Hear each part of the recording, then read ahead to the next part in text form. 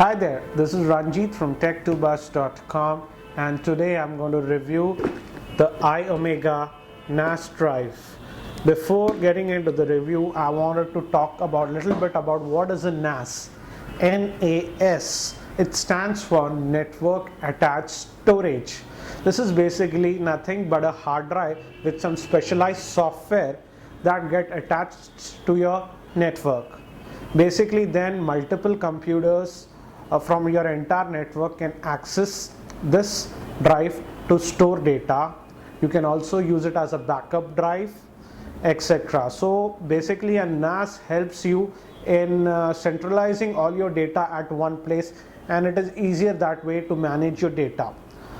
This particular NAS drive basically has some two additional features. That is, this is not just an ordinary NAS drive, this is a media capable NAS drive.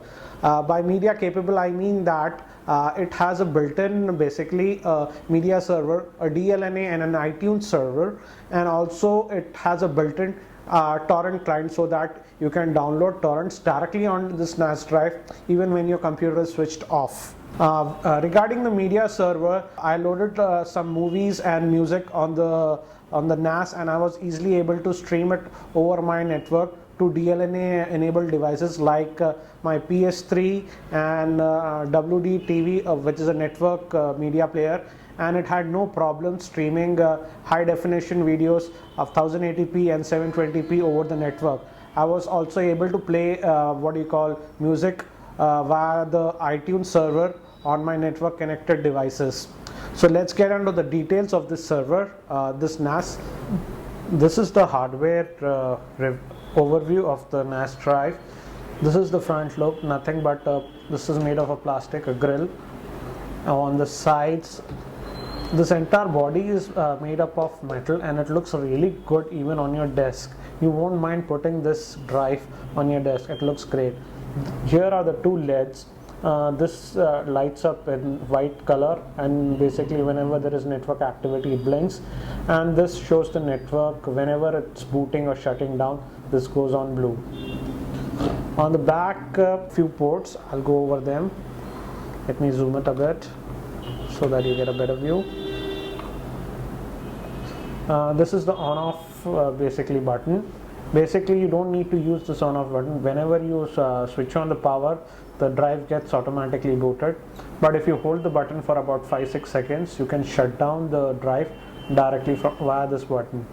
There is also software interface via which you can shut down or restart the drive. Here is an extra USB 2 port. Using this you can connect printers, and thus those printers will be available to all the network devices like multiple computers.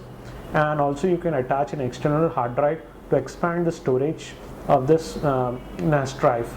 Here is a gigabit Ethernet port. The speeds that I was getting on a 100 Mbps network was about 9 MB of data transfer, and on a gigabit Ethernet port I was getting about 12 or 13 MB. Compared to USB 2, that is low because you can get up to around 22 to 24 MB on a USB 2 port. So basically I wouldn't mind go out and run a gigabit router for this. Even a 100 Mbps router will do good. Here is a small fan that we have. Surprisingly, the fan is not that audible, but the problem with the drive is that, as you might have noticed, this is the drive is made up of metal. Basically whenever the drive spins a bit, it makes some noise. The hardware clicking noise can be heard because of the metal enclosure. Heat was not a big problem. It did get a bit hot, but not too much that I'll be worried. Also, Iomega default gives you a warranty of just 1 year on this drive, but if you go to their website and register this product, you will get a warranty of 3 years. So that's a good thing. Basically this is a plastic stand on which it stands. If you remove this plastic stand, it cannot stand on its own. One big omission that I have seen in this drive is, as you might have noticed, these LEDs are on the back side of the drive. So if you keep the drive in this position, basically you won't know what is happening with the drive, because you can't see the LEDs. So basically I'm keeping the drive like this in this position so that I'll be able to see the LEDs and even access the on off button if I need it. As this is a network hard drive, basically you need some kind of a router, or any Wi-Fi router or a standalone router will do to use this drive. To use this drive, you just need to attach a network cable here, and the other end of the network cable, just attach it to your router. That's it, and just power on the drive. You just load the software that's provided on the disk on your Mac or the Windows computers, and then you will be able to see the network shared drives and manage the drive. Regarding backup, basically this drive works both with the Mac and with the PC. Basically I was able to use the time machine backup on my Mac easily with this drive. I haven't used the automated PC backup software, but you also get a software for backing up data on a PC. It's a basically automated backup. You don't need to worry, just set it up once and it will automatically keep on backing up. Now I'm going to show you how to basically access the interface of this Iomega NAS drive. Do the same, open up your browser. I have basically my NAS drive is on 192.168.10.102. basically the software that you install will determine this. This is the basically the home page of the basically NAS. You click this to access the NAS. I have password protected my NAS. By default there is no password protection. This is the home area that this is the first page that we get.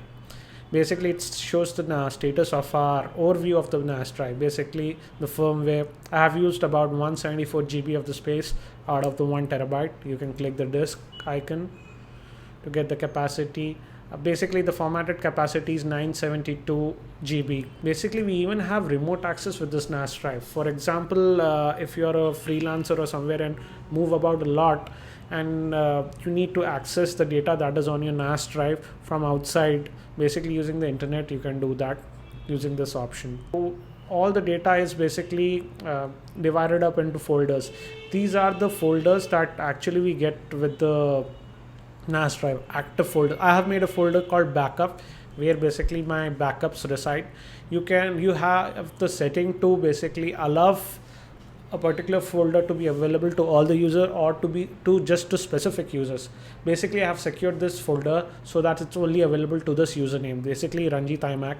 This is basically a username that I've created for my automated time machine backup. We get a predefined folder called movies where you can dump up all your movies.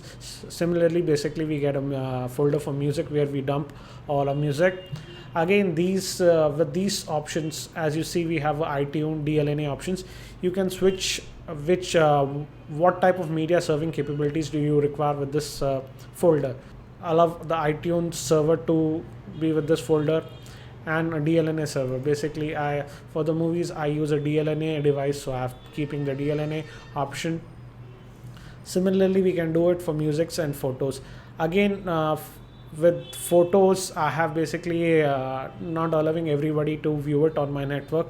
Only is a specific user who has the permission can view the photos. I also created one more folder called Ranjit files, which again I kept it as secure, where I stored some of my personal data. You can easily create additional folders by clicking this add button, and also you can create users using this. You can edit the permissions for the user. So basically managing folders and users is really easy via this web interface. Next we'll go to the system tab. Here we have the option for factory reset, and we can do a firmware upgrade using this option. If for some reason the media that you have put in your iTunes and DLNA folders is not appearing, you just can press this button so that it re-scans the media. I never had a problem with that. Whenever I put a media, within a few minutes it was available on my DLNA devices.